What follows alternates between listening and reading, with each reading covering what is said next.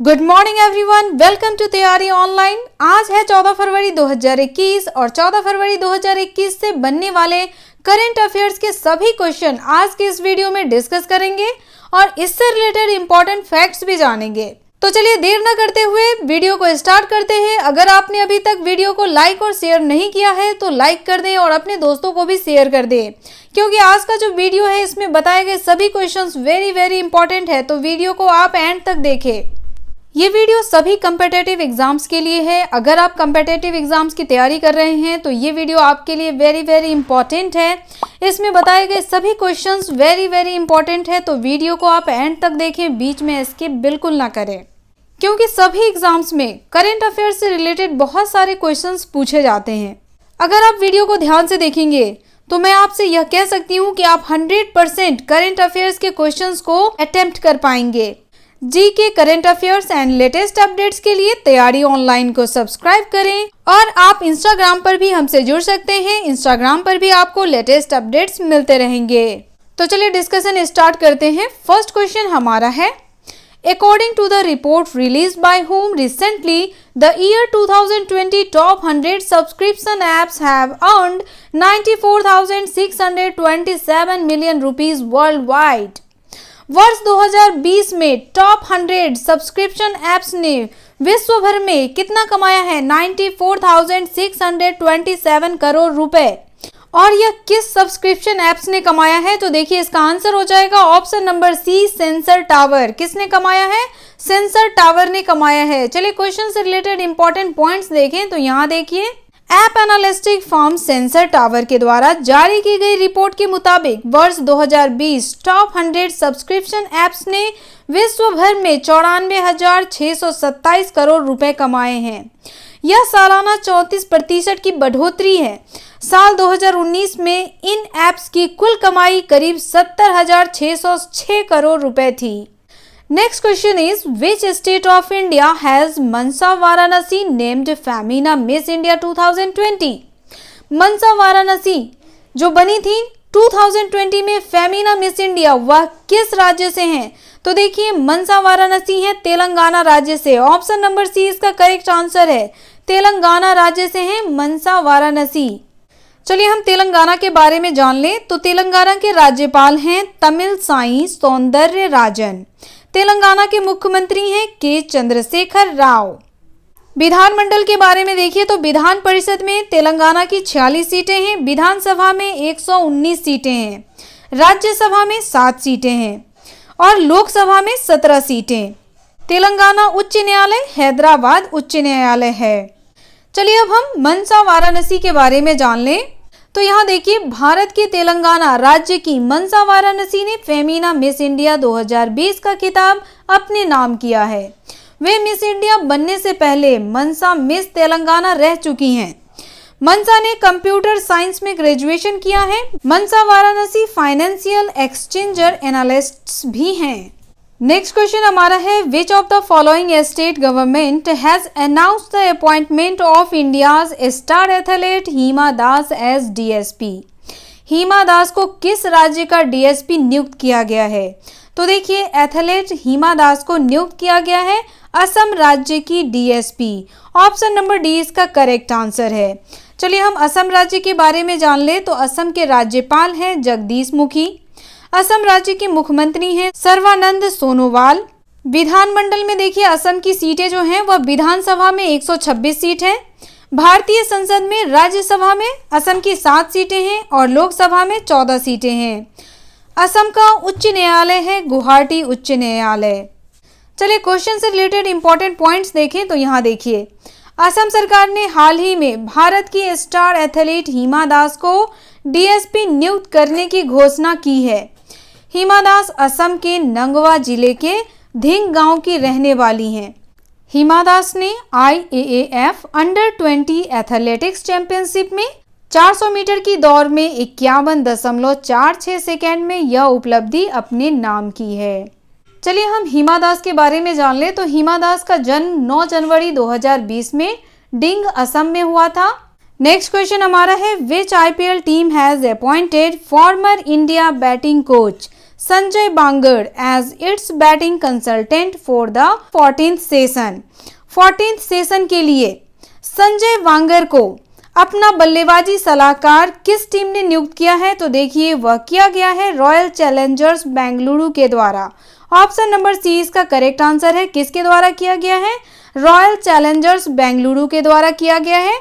चलिए क्वेश्चन से related important points देखें तो यहाँ देखिए, भारत के लिए 2001 से 2004 के बीच 12 टेस्ट और 15 वनडे खेलने वाले और पूर्व बल्लेबाजी कोच बांगर को हाल ही में रॉयल चैलेंजर्स बेंगलुरु ने आईपीएल के 14वें सत्र के लिए अपना बल्लेबाजी सलाहकार नियुक्त किया है। संजय बांगर वर्ष 2014 से 2019 तक भारतीय क्रिकेट टीम के बल्लेबाजी कोच रह चुके हैं। नेक्स्ट क्वेश्चन हमारा है, India meteorological department is planning to establish India's first thunderstorm research test bed in which state? किस स्टेट में भारत मौसम विज्ञान विभाग के द्वारा थंडरस्टॉर्म रिसर्च टेस्ट बेड की स्थापना की योजना बनाई जा रही है? तो देखिए इसकी योजना बनाई जा रही है ओडिशा राज्य में। ऑप्शन नंबर डी इसका करेक्ट आंसर है। कहाँ बनाई जा रही है? तो ओडिशा राज्य में बनाई जा रही है। चलिए ओडिशा राज्य से रिलेटेड कुछ इंपॉर्टेंट पॉइंट्स देख लें तो ओडिशा राज्य की राजधानी है भुवनेश्वर। ओडिशा के राज्यपाल हैं गणेश लाल। मुख्यमंत्री हैं नवीन पटनायक जो बीजेपी से हैं। विधानमंडल में देखिए, विधानसभा में ओडिशा की कुल सीटें हैं 147। भारतीय संसद में देखिए तो राज्यसभा में ओडिशा की 10 सीटें हैं और लोकसभा में ओडिशा की कुल 20 सीटें हैं। ओडिशा का उच्च न्यायालय है ओडिशा उच्च न्यायालय। चलिए क्वेश्चन से रिलेटेड इंपॉर्टेंट पॉइंट्स देखें तो यहाँ देखिए, भारत मौसम विज्ञान विभाग देश के ओडिशा राज्य के बालासोर में भारत के पहले थंडरस्टॉर्म रिसर्च टेस्ट बेड की स्थापना करने की योजना बना रहा है। भारत मौसम विज्ञान विभाग इस योजना को लागू करने के लिए भारतीय अंतरिक्ष अनुसंधान संगठन इसरो और रक्षा अनुसंधान और विकास संगठन डीआरडीओ के साथ मिलकर काम करेगा। किसके साथ मिलकर के काम करेगा भारत मौसम विज्ञान? तो देखिए वह इसरो और डीआरडीओ के साथ मिलकर काम करेगा। चलिए अब हम भारत मौसम विज्ञान विभाग के बारे में जान लें तो इसकी स्थापना 1875 में की गई थी। इसका मुख्यालय है नई दिल्ली। इसकी स्थापना भारत सरकार के द्वारा की गई। इसका मूल संगठन है पृथ्वी विज्ञान मंत्रालय। चलिए अब हम इसरो के बारे में जान ले तो इसरो की स्थापना की गई थी 15 अगस्त 1969 में। इसके संस्थापक विक्रम अम्बालाल साराभाई हैं। इसका मुख्यालय बेंगलुरु है। इसके निदेशक हैं कैलाश वाविदु शिवन। अब हम डीआरडीओ के बारे में जान लेते हैं तो डीआरडीओ की स्थापना 1958 में की गई थी। यह संगठन भारतीय रक्षा मंत्रालय की एक अनुषांगिक इकाई के रूप में काम करता है। यह किसके अंतर्गत काम करता है? तो यह काम करता है रक्षा मंत्रालय के अंतर्गत। आप हमें कमेंट करके बताएं कि हमारे देश के रक्षा मंत्री कौन हैं। नेक्स्ट क्वेश्चन हमारा है, which day is celebrated world wide on 13 फरवरी? विश्व भर में 13 फरवरी को किस दिवस के रूप में मनाया जाता है? तो देखिए इसका आंसर हो जाएगा विश्व रेडियो दिवस। 13 फरवरी को किस दिवस के रूप में मनाया जाता है? तो विश्व रेडियो दिवस के रूप में मनाया जाता है। इस वर्ष का थीम है न्यू वर्ल्ड न्यू रेडियो, यानी नई दुनिया नया रेडियो। इस दिन को मनाए जाने की शुरुआत कब की गई थी? तो देखिए इस दिन को मनाए जाने की शुरुआत की गई थी 2011 में। चलिए क्वेश्चन से रिलेटेड और भी इंपॉर्टेंट पॉइंट्स देखें तो यहाँ देखिए, 13 फरवरी को विश्व भर में विश्व रेडियो दिवस वर्ल्ड रेडियो डे मनाया जाता है। इस दिवस को मनाने का उद्देश्य जनता और मीडिया के बीच रेडियो के महत्व को बढ़ाने के लिए और जागरूकता फैलाने के लिए मनाया जाता है। भारत में रेडियो ब्रॉडकास्ट की शुरुआत साल 1923 में हुई थी। Next question is, recently which Indian fast bowler became the 6th Indian in the country to take 300 wickets in the test cricket? तो देखिए 300 विकेट्स लेने वाला देश का छठा भारतीय क्रिकेटर कौन बन गया है? Ishant Sharma. Option number C इसका करेक्ट आंसर है।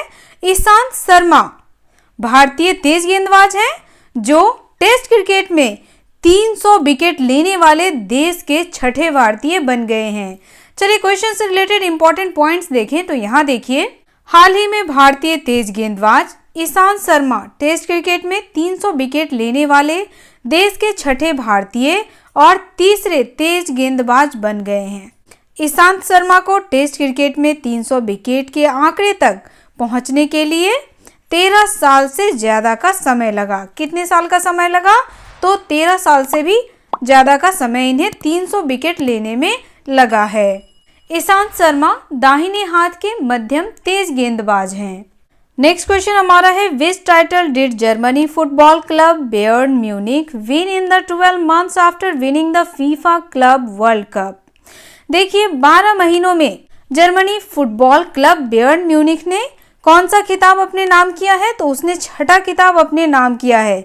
ऑप्शन नंबर डी इसका करेक्ट आंसर है। चलिए अब हम जर्मनी के बारे में जान ले तो जर्मनी के राष्ट्रपति हैं फ्रांक वाल्टर स्टाइनमायर और जर्मनी की चांसलर हैं Angela Merkel.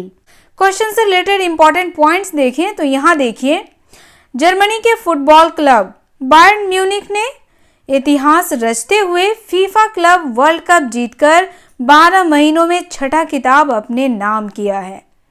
Football club Bayern Munich ने उपलब्धि हासिल करने वाली वह इतिहास की दूसरी टीम बन गई है।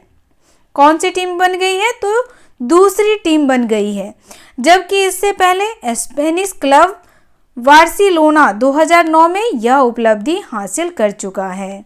चलिए अब हम फुटबॉल क्लब बायर्न म्यूनिख के बारे में जान लें तो बायर्न म्यूनिख की स्थापना की गई थी 27 फरवरी 1900 में। कब की गई थी? 27 फरवरी 1900 में इसकी स्थापना हुई थी। इसके अध्यक्ष हैं Uli Hoeness. Next question is, Sarojini Naidu's birthday anniversary is being celebrated on 13th February in which year she was born। Sarojini Naidu का जन्म किस साल हुआ यह हमें बताना है। सरोजनी नायडू को भारत कोकिला के नाम से भी जाना जाता है। सरोजनी नायडू एक स्वतंत्रता सेनानी थी। तो देखिए सरोजनी नायडू का जन्म हुआ 1879 में। कब हुआ? 1879 में हुआ। चलिए सरोजनी नायडू से रिलेटेड इंपॉर्टेंट पॉइंट्स देखें तो यहाँ देखिए, ब्रिटिश शासन से स्वतंत्रता के लिए भारत के संघर्ष में सबसे प्रमुख हस्तियों में एक हैं सरोजनी नायडू। सरोजनी नायडू एक राजनीतिक कार्यकर्ता और एक कवि के रूप में भी जानी जाती हैं। एक कविता के रूप में उनके काम ने उन्हें क्या बना दिया? कोकिला। उन्हें भारत कोकिला कहा जाता है। 13 फरवरी 1879 को हैदराबाद में एक बंगाली परिवार में इनका जन्म हुआ। भारत को औपनिवेशिक शासन से मुक्त करने के लिए राष्ट्रीय कांग्रेस का आंदोलन 1917 में उन्होंने महिला भारतीय संघ की स्थापना की। कब की महिला भारतीय संघ की स्थापना? तो 1917 में की थी इन्होंने। सरोजनी नायडू भारत की पहली महिला राज्यपाल बनी और यूनाइटेड प्रोविंस की गवर्नर के रूप में भी उन्होंने कार्य किया। Next question is, which states police recently signed an MOU with SBI for e challan. तो यहाँ देखिए किस राज्य सरकार के पुलिस ने हाल ही में SBI सरकार के साथ MOU पर हस्ताक्षर किया है। तो देखिए यह किया गया है मेघालय पुलिस के द्वारा। ऑप्शन नंबर डी इसका करेक्ट आंसर है। मेघालय पुलिस और SBI के बीच एक समझौता ज्ञापन MOU पर हस्ताक्षर किए गए। अब यहाँ देखिए ई चालान प्रणाली जो आने वाले दिनों में शुरू की जाएगी, उस पर मेघालय पुलिस और SBI के द्वारा हस्ताक्षर किया गया है। वह एक डिजिटल ट्रैफिक प्रवर्तन समाधान है, जिससे क्या होगा? ट्रैफिक नियमों के उल्लंघन करने वालों पर जुर्माना लगाया जाएगा और चालान का सृजन डिजिटल रूप से किया जाएगा। अब देखिए सिस्टम वहन और सारथी अनुप्रयोगों के साथ एकीकृत किया गया और यहाँ देखिए इसे सिस्टम वहन और सारथी अनुप्रयोगों के साथ एकीकृत कर दिया गया है। ट्रैफिक अधिकारी वाहन और ड्राइवर के विवरण जैसे ट्रैफिक उल्लंघनकर्ता का विवरण प्राप्त करने के लिए इन अनुप्रयोगों के माध्यम से इस प्रकार चालान जारी करने में लगने वाले समय को कम करेगा। तो आज का ये डिस्कशन यही समाप्त होता है। वीडियो आपको कैसा लगा आप हमें कमेंट करके अवश्य सूचित करें। अगर आपको कोई सुझाव है तो वह भी आप हमें कमेंट में दे सकते हैं। अगर आप हमारा सपोर्ट करना चाहते हैं तो चैनल को सब्सक्राइब करें, वीडियो को लाइक करें और ज़्यादा से ज़्यादा अपने दोस्तों को शेयर करें। तो मिलते हैं नए दिन नए प्रश्नों के साथ। आप सभी का धन्यवाद। Have a nice day.